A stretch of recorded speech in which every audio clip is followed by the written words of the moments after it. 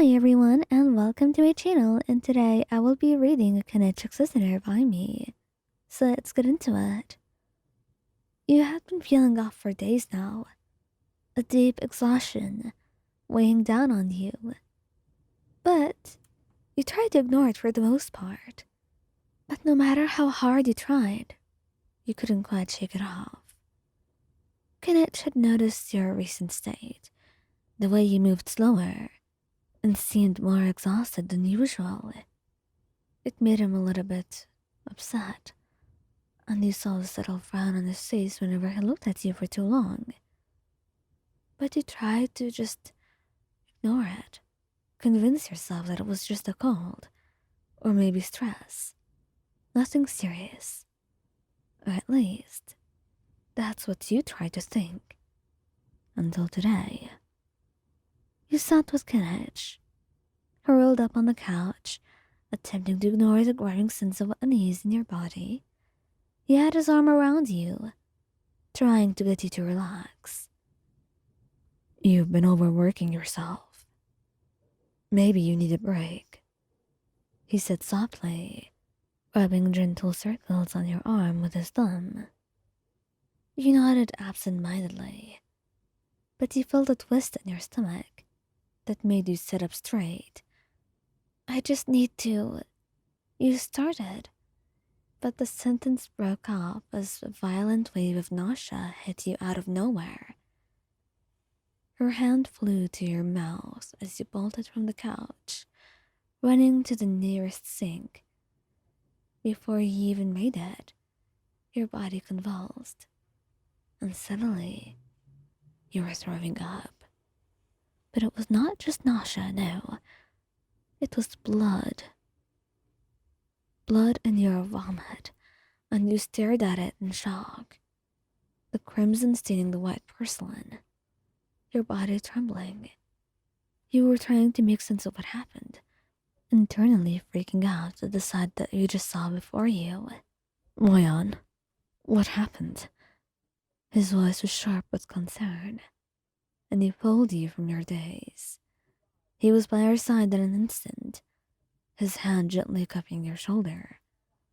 Then he saw the blood, and his expression shifted to something darker. What is this?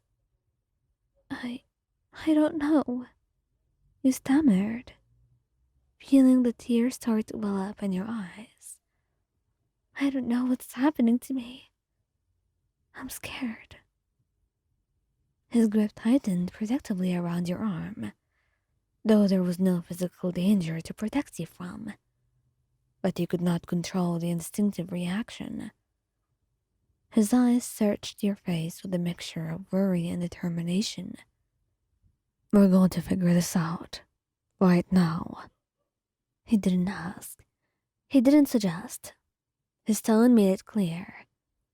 He was going to do whatever it took, just to make sure you got the proper care that you needed. I thought it was just a cold, you murmured, your voice shaky as the reality of what just happened sank in. His eyes softened, but his urgency did not wane. It's okay. You're going to be okay. We'll get through this. I'm here with you.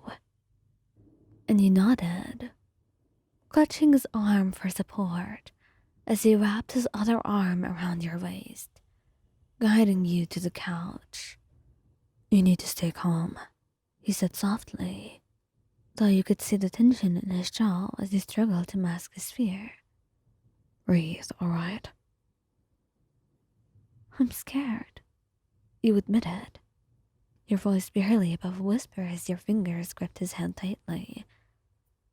What if something's really wrong with me? His eyes met yours, and for a moment, the room felt silent. I'm not letting anything happen to you, he said firmly, his voice low but steady. Whatever this is, we're going to face it together. You don't have to go through this alone. You swallowed hard, trying to keep your emotions from spilling over. Kenich's strings had always been your anchor, and even now, as panic gnawed at the edges of your mind, his calm presence grounded you. A few minutes later, Kinich held your hand and looked at you. I sent for a doctor. He should be coming soon. For now, all I want from you is to just rest.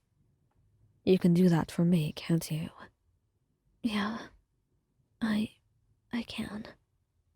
He whispered, and he smiled softly at you, trying to be encouraging. And as he wrapped his arms around your waist and pressed a soft kiss to your cheek, you couldn't help but feel a little bit lighter with him around you. You were relieved to have him around, to have someone who loved you so much, someone who would care for you during the hardest times, and that someone was Kinich. And when you were taken to bed, and he sat beside you as you waited for the doctor, he kept talking to you about things just to lift your mind off the things that you were thinking about.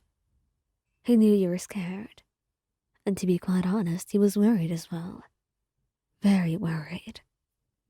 After all, you were his world, his love. And he would be lying if he said he was not worried sick. But all he could do right now was just do his best and try to comfort you, to care for you in any way that he could. And seeing you smile and knowing he was a part of that was something that made him feel better about this current situation that you were in. Because at the very least, if there is something that's going on, he can at least help you be a little bit happier. Help you go through it, even if you cannot prevent it for now.